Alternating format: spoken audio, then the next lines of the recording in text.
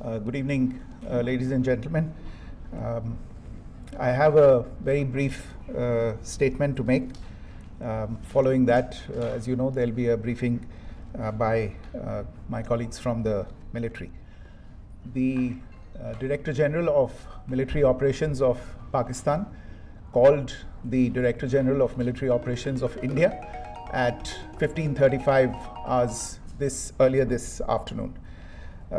It was agreed between them that both sides would stop all firing and military action on land and in the air and sea with effect from 1700 hours Indian Standard Time today. Instructions have been given on both sides to give effect to this understanding.